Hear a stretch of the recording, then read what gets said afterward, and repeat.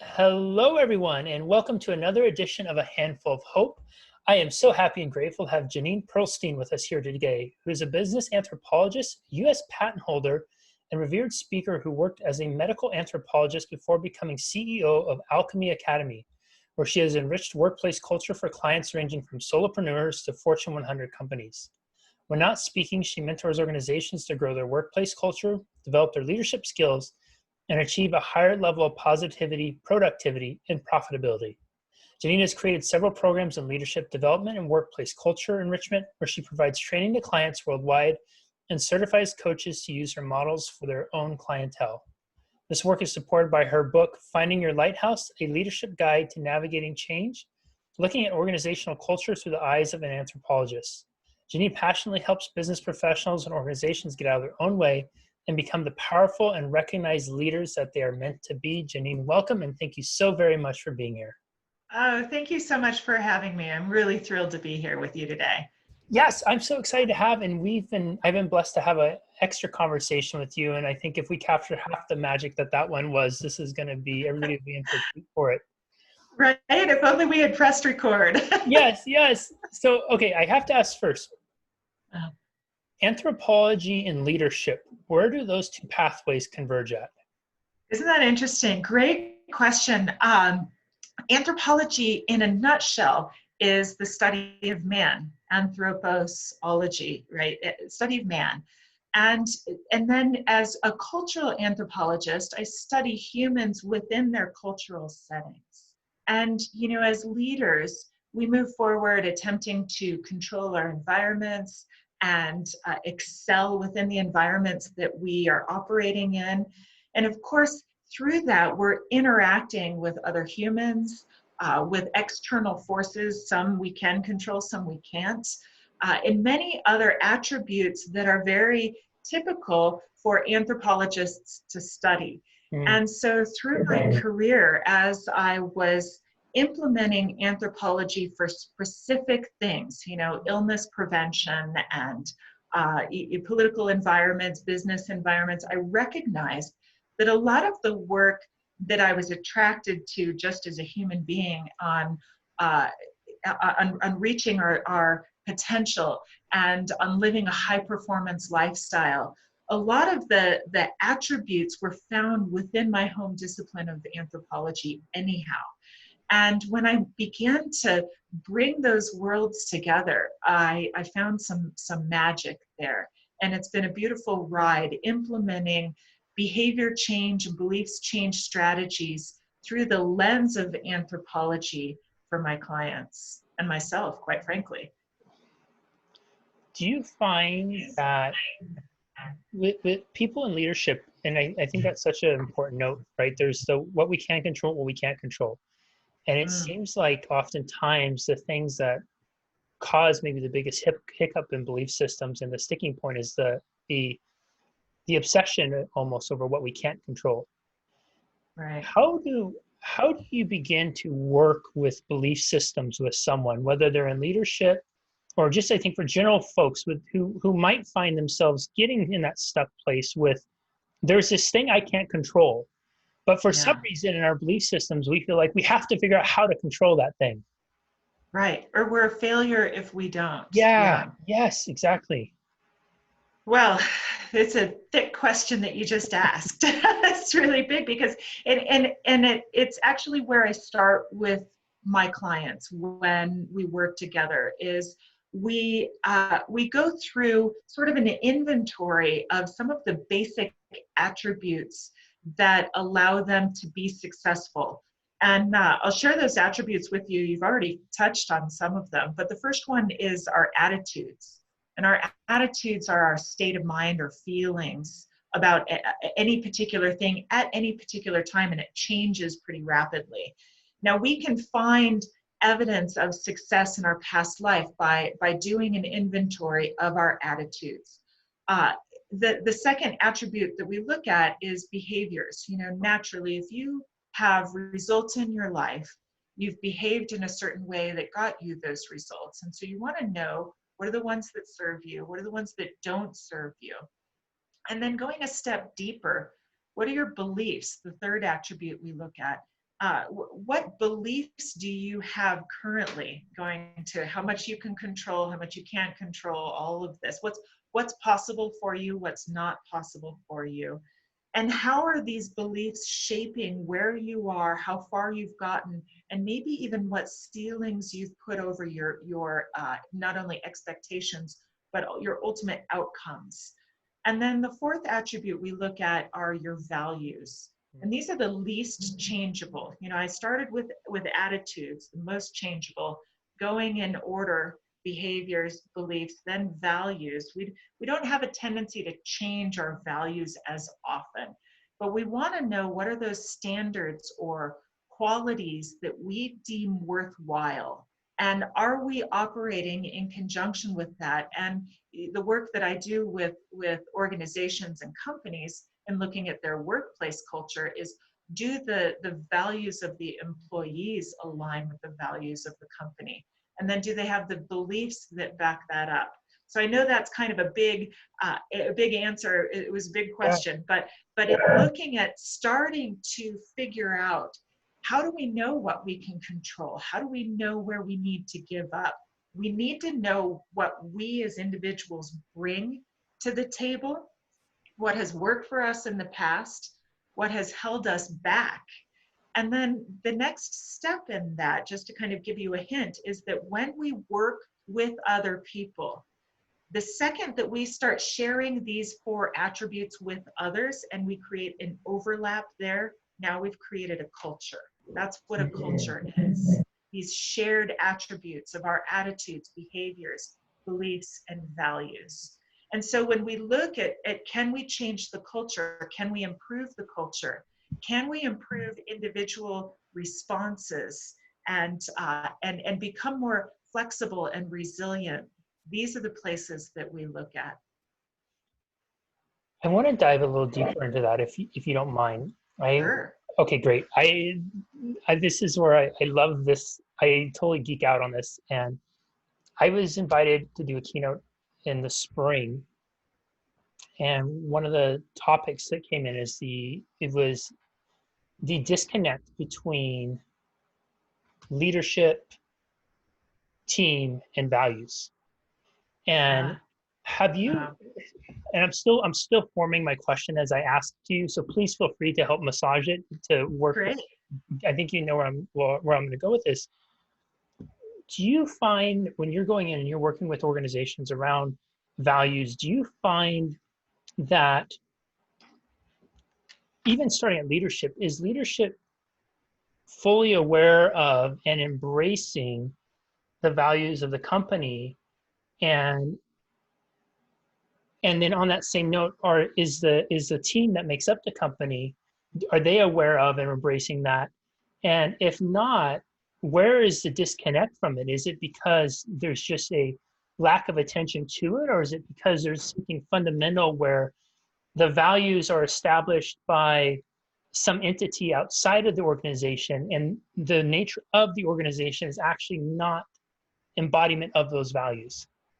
Oh my gosh, you just hit on such a big problem in the workplace today, is that, so many companies out there or organizations, even nonprofits, will say we are values driven, we're mission driven. And you go into the lobby and they've got the values on every brochure, every business card. Right? Yeah, exactly. But you ask somebody within the company what the values are, and they just go blank. They're like, oh, I think integrity, these sort of things. But then when you say, okay, well, what does that mean? And how do you represent that in the work that you do? And that's when you really get blank stares, even from the executives who were in the meeting that came up with that values list. And so there's a disconnect in understanding of, yes, we want to be, this is jargony, right? We want to be a values-driven organization or a mission-driven organization. But people by and large fail to recognize what's the how to operate within the structure of that beyond just big flowery words. And the answer in my work comes in that step between the values and the beliefs. Because what happens is when an executive or an owner of a company or a team leader sets the values, they do so under the operation of their own beliefs about what's possible for them and what's possible for your team. Now, depending on the size of your organization, the team that's actually doing the work could be several layers down. And the people on the front line who are tasked with implementing those values-driven ideals, they have different beliefs about what's possible for them or what their opportunities in life are than the executives who set those values. Do you see what I'm saying? So Yes. they, a frontline employee who's potentially several layers down in an organization will see a big banner stating values, and they may even laugh or scoff. It might actually cause some resentment and some workplace toxicity because of that disconnect in the belief of what's possible for one person or the belief of what's possible for another person. And it becomes a pretty deep question. Yeah, and this to me seems so, it's so incredibly inspiring to hear that, because when I think of how do you improve workplace culture, how do you improve the productivity, profitability, those three P's, it seems then that there is such a huge opportunity from getting that top to bottom connection between the piece that's like the fundamental core of who we are and who we aspire to be, which is the values. If you had the top and the bottom of the, whatever it is, the totem pole, that walked in, and those words weren't just jargon or nonsense and pretty font, but they walked in and it meant something to them. Yeah. And that then they showed up not because it was a paycheck that they were getting, but because what was written on the wall was an expression of who they are and who they aspire to be. It just seems like it's an exponential multiplier for improving those other metrics. Absolutely it is. Absolutely. And we've been using examples from big organizations, and I've worked with large organizations, but it happens within small teams as well. Even if there's just one or two other people in a team or in an organization, a leader's failure or inability to articulate their own beliefs about what's possible and their purpose or their passion, and being able to kind of spill that passion into the next levels, to be able to really radiate that why and communicate it well. Failure to do that will lead to the same problems in workplace culture, even amongst a small team, that some of the large organizations have. And it's really fascinating because you see people who run under a false pretense saying, well, we're a family. We're just a small family, and of course we get along and we love each other and all is well here. But when you dig down, you can find some productivity sinks that are based off of those disconnects. And when you clear them up, it's amazing how smooth the path can be. Where do you find the biggest roadblock is for leaders and their ability to communicate that to their teams, to be able to inspire that possibility, to inspire what's, their vision into them? Is it, because I imagine it's more than just articulating, here's our values. Is it a challenge of them embodying it? Is it a challenge of them even understanding as leaders what those actually mean and how they're expressed in their life? Where do you find that biggest roadblock is for leaders in that communication space between them and their teams? You ask such great questions, and I wish I had a very clear answer for this, but unfortunately it's kind of all of them, because it is so individually based on the leader who is putting up roadblocks inadvertently. Sometimes it's a communication problem. Sometimes it's a self-awareness problem on behalf of the leader. somebody hasn't stepped into their own leadership style and doesn't really know where they operate from their best place. Sometimes it's a hidden or mistaken belief, actually I would say often, on the part of the leader of what is possible for their team based on their own lens. You know, they believe that other people are operating on the same basis as they are, not recognizing that other people have different beliefs about what's possible for them based on their history and their family and their upbringing and their culture. So it's a multifaceted question, really, but the answer can come at it from many different places. I can tell you one of the most common problems that comes from the inability to really do this well is breakdowns of trust and respect within a team. Those are often the first two things that start to go, where you see not just the positivity in a workplace go down, but the productivity go down. And that, of course, is linked to profitability. Do you find that, first of all, I appreciate the answers, because I feel like we're in that day and age where we're looking for the cookie cutter, one solution fits all, one size fits all response, which I think is part of the problem where so many of these organizations, or big or small, have run into the problem of they think, oh, here, let me put the pretty font and the words on the thing, and that's what I'm supposed to do. And okay, now we're done, move on to the next thing. So I appreciate that, because humans were so much more complex often than a simple solution, right? Based off of whatever our life experience has been leading up to that point, all the seconds and minutes and hours and conversations, right, interactions that comprise and make up who we are. Mm-hmm. That breakdown of trust, that breakdown of trust, do you find that there's a common, I guess I'm kind of going right back to the cookie cutter thing, but I'm wondering if you see themes with it, where is there thematically things where we see trust most likely breaking down? Is there something that leaders are more often not doing that are creating these trust breakdowns so that they can be aware of and start to self-correct that? Yeah, again, it's not a cookie cutter thing, but I would say most often it comes from a belief that we're all operating off of the same attributes, that we're all operating from the same values, from the same beliefs, from the same attitudes, and that we're all doing the same behaviors. I think that this is the universal thing, is that we see leaders who want to implement some kind of a change strategy. You know, even if it's just a new hire coming in and they say, okay, here's policies and procedures, or here's your how-to, here's what we want you to do. Now go do it.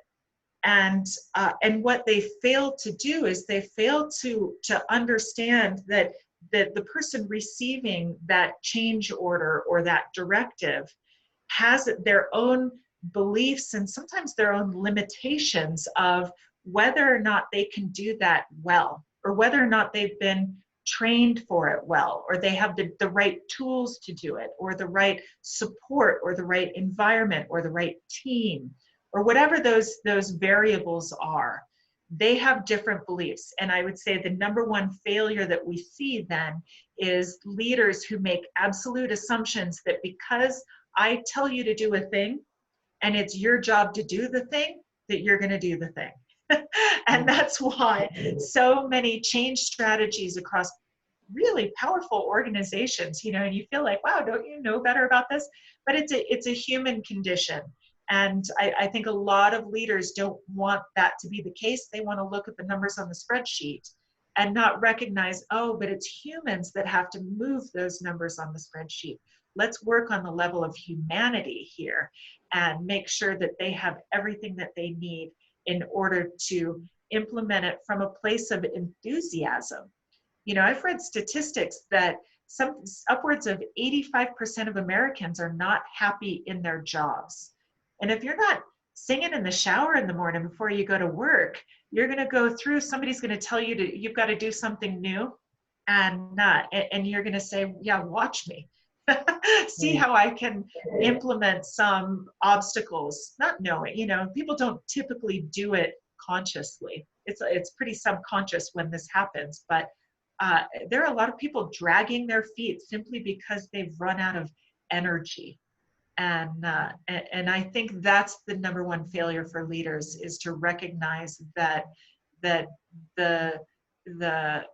focus on their team in making changes and in implementing strategies far outweighs the strategy itself. God, I find this so incredibly fascinating. While you were sharing, something came to mind, and one of the most valuable lessons in leadership I ever had was I used to manage a team of about 18 to 20 people. And one of the people who was one of the top performers on that team, it was time for us to do the monthly check-in, coaching check-in or whatever, where you're going over the spreadsheet. Yeah. And I asked, and the model I was taught was, what did you do? Recap, what did you do well? What do you have coming in? How can we improve that, right? And I'm a pretty driven person, Yeah. and I'm also that pretty driven, like, if I will do what I need to do to win type, not ethically, meaning that I'm not going to go and do something bad, but it's more of like, if it's the goal is this, and it means that I can challenge myself that much more to get there, then I will often thrive on that. And so I was doing the coaching call with this guy, and he stopped me midway through, and I'm talking about how he can grow and he can do this and doing that whole little like pep that I think I'm supposed to do as a leader. And he stopped me and he looked at me and he said, Jesse, not everybody thinks like you. Not everybody operates like you. Not everybody has the same goals as you. And I said, well, what the heck do you mean? And he said, for me, 70% is good. And I go, what do you mean 70% is good? He said, for me, if I can do at 70% of my potential, he said, that's good. That's like a solid C. I'm good with that. And I looked at him and I had this moment of like, because I could feel the truth in it. That was the thing. It wasn't even I had to think of it. I could feel it. And I looked at him and said, I appreciate you so much for sharing that. That makes a lot of sense. And 70% is not a C, it's a C minus. And in some places it's a D plus. That's right.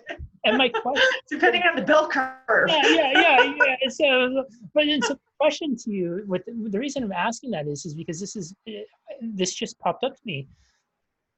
Is his position of 70%, is it a fixed position, or is it something with the right leadership? Like if I was more maybe self-aware and more prepared and trained, and my ability to communicate and understanding values and aligning the mission values and whatnot as a leader, is there the potential to elevate somebody like that from a 70 to a 75 to an 80 and beyond?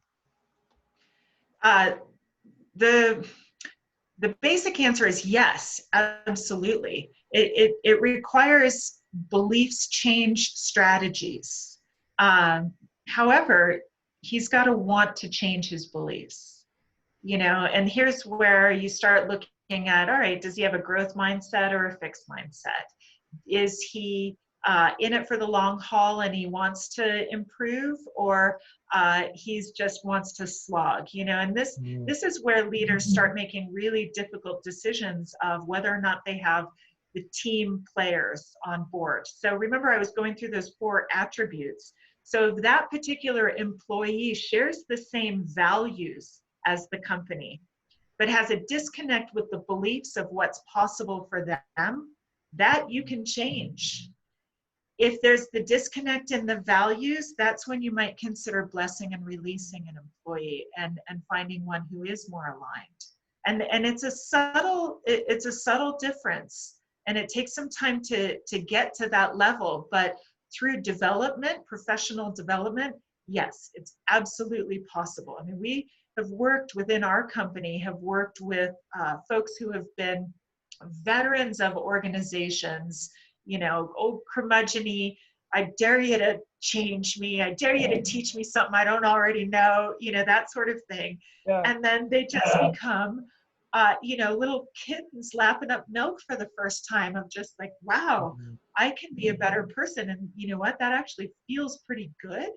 And then they see this ripple effect, not just from work, but in their personal lives, and they embrace it and they grow and they go on to do things they never thought was possible for themselves. And that's beautiful. So, I never want to say, no, nobody can change, because I've seen it happen with some amazing employees that have gone on to do great work for their organizations who previously had been like anchors. But it's not everyone. There are times when you do just need to bless and release somebody to go find an environment that does fit their values. I mean, it doesn't mean that they're the wrong person. They're a bad person. It means they're the wrong fit for that organization. We spend a lot of time looking at what is your culture, how do you identify your culture, and making sure that when you're making a hire, it's a jargony thing to say we hire for fit. Do you? Do you know what your culture is so that you can find that right fit? A lot of people think that means hiring people who are like them. And sometimes that works. Sometimes it doesn't. Darn jargon again.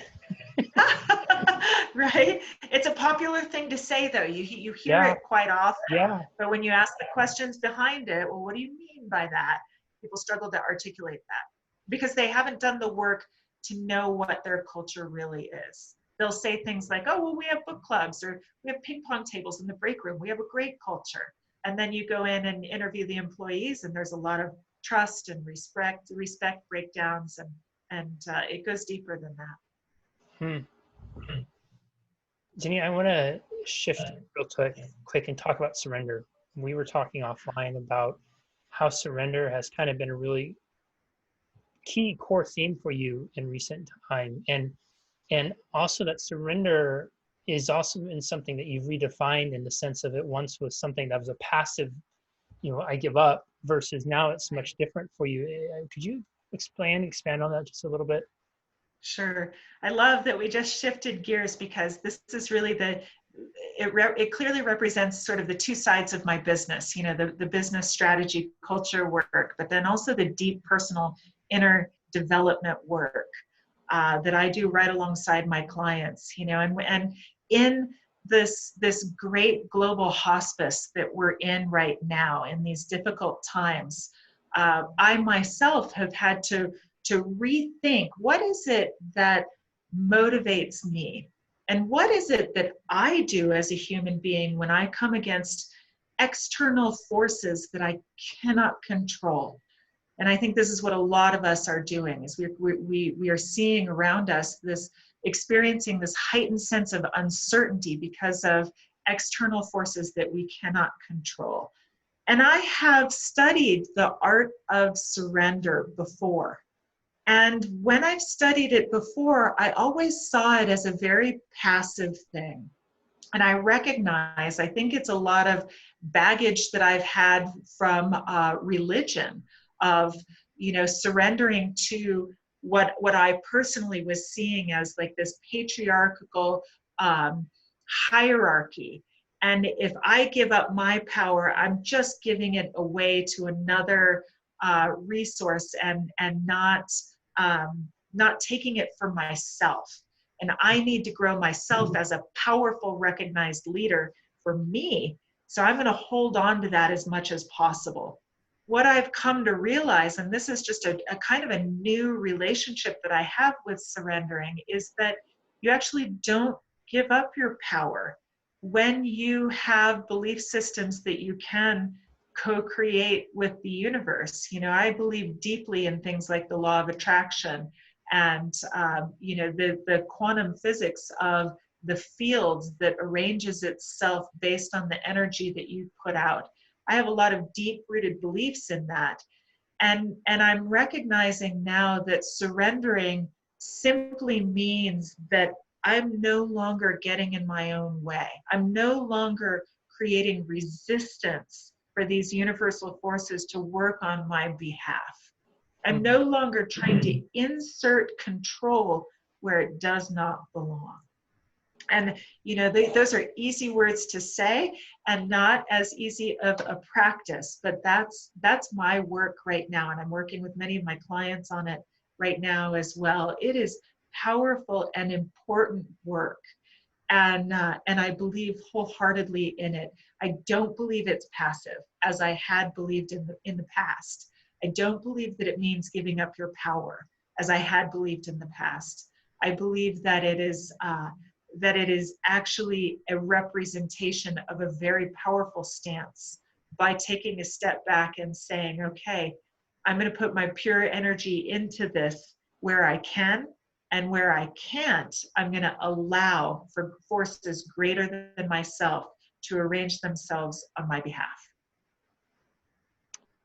God, I absolutely love that. I feel like we need to have a 45-minute conversation on just that, but I know we're running short on time. So before I ask my final question, you had mentioned, Jenean, that you have a free gift for the viewers and listeners. Where can they go to find that? I do. Thank you for saying. When I work more deeply with clients, I start them all on the inventory that I mentioned here. I call it your personal strengths declaration. And what I would love to gift your listeners and viewers with is a training on exactly how they can do that inventory through their attitudes, behaviors, beliefs, and values in many different areas of their life. And through this, they'll start to see, oh, here's where the work I need to do should be focused. And so I have that training available to your listeners on standinyourstrength.com/Jessie. And we'll have a page there just for you, just for your audience. And they can download that training and the guide that will walk them through that step by step. That'll be incredible. Thank you for that generous offer. And everybody, I think if you've enjoyed and been getting so much out of this, you can imagine how the value that's going to be in diving deeper into what Jenean has to offer. And we'll make sure that is in the show notes and the links and everything. So just click on over and check it out. Great. Jenean, this has been such an incredible conversation, and I do not want it to end, but I know that we must. And my final question to you is this. And maybe you could address this, when you answer, you can address this specifically to the leaders, the aspiring leaders, the would-be leaders right now. I'm of the belief that leadership is needed now more than ever. And I'm also of the belief that we're at a really unique time where there's an opportunity for leadership to evolve and expand in ways that it may not have before, and in a way that's being radically accelerated. We are having these conversations where those words on the wall are not just rhetoric, but we're actually getting to the deep emotional core and starting to understand really what they mean, and examining, perhaps for the first time in greater depth, how they show up in our lives. So for the leader who's listening right now, the aspiring leader, the want-to-be leader who's listening right now, the person who's, whether they're running a Fortune 100 company or they're looking at how they can be a better leader in their home and their community. Right. If you could give them one action, just one action to walk away from today with, and to whether it's a matter of integrating some of what we discussed on, it's an opportunity for them to begin to explore their own attributes and how they show up either individually or organizationally. If you could give them one action to take from all that we've discussed today, what would that action be that you would encourage them to take? It is in the theme of self-awareness. This inventory, the personal strengths declaration, will help with that. And in that, I would ask them to look at, what do you think you can control? And what do you think you cannot control? And what are you going to do about that? This idea of control in leadership is very contentious. And I believe that many leaders out there right now are trying to control environments that they have no business trying to control. There's a wonderful Chinese proverb that I love that says, when the winds of change blow, some people build walls and others build windmills. And so what I would ask of your leadership is, think about the windmills that you can blow, that you can build, that you can work with the energies instead of trying to fortify against them. I love that. Everyone, My goodness, was this a treat to go through. I encourage you to rewatch, re-listen. We started this off with an incredible discussion about the intersection between leadership and anthropology. And Jenean took us on a wonderful journey about how we could really enhance the three P's, the positivity, productivity, and profitability. We talked about attributes, the different attributes we have, and looking at some of our values, our belief systems, our behaviors, and our attitudes, and how those show up independent of and in relation to one another. There was an incredible opportunity to look at. Jenean brought to attention that 85% of the American workplace may dislike or not have. And if your heart's not singing in work, what an incredible opportunity it is as a leader to find that ability to make it sing. There's huge potential there. But then also, if you find that it's an issue of values not being aligned, I love how she said, bless them by giving them, helping them leave, to bless them, right? The idea of surrender, her redefinition of, and I love how she explained this by saying, I used to believe this, now I believe that. I think that is such a powerful declaration to just be able to use that term, I used to believe and now I believe this. Because what it does, at least from my perspective, is it invites the opportunity for all of us to examine belief systems that might not be fixed. And to realize that as we evolve, as our learnings evolve, as we expand as human beings, so too can expand our belief systems and how we view and interact with the world. We do not have to hold ourselves hostage to what we said, did, and believed necessarily 5, 10 years ago, because the opportunity, the nature of living is really changed, and the nature of who we are as individuals and leaders is one that can change too. And I love that in an explanation of an idea of surrender. You know, it's not something of putting up your hands and I give up, but it's actually quite the opposite. It's opening up and inviting in. It's saying, I'm no longer going to fight and resist that which I really want, which when you listen to it, I don't know about all of you, but I got goosebumps up and down because I could feel the truth in that. Because for me in my own life, I know that so much of my obstacles to getting and achieving some of that which I want is because I've become so pig-headed and fixated on trying to control those things that I can't control. I've become so determined to try to ram my head through the wall that I have blinded myself to see the alternative paths that could be found around. Or if a guide were to appear, I've never heard them because again, I'm banging my head against the wall and not able to hear them through the headache that I'm giving myself from that. I love that idea of what surrender can be and how she's choosing to approach it. Jenean, this has been such an incredible gift for us. Thank you so very much for being here and for blessing us with your time, your energy, your presence, and your expertise. Thank you. Thank you, Jesse. It's been such a treat for me as well. I'm so thrilled that we're in each other's spheres. Yes, likewise, me too. I'm really excited. And this is, everybody be sure to check out that free gift. We'll have it on there. And Jenean, thank you again. We will see you all next time on another edition of A Handful of Hope. Bye-bye. Thank you. Bye-bye.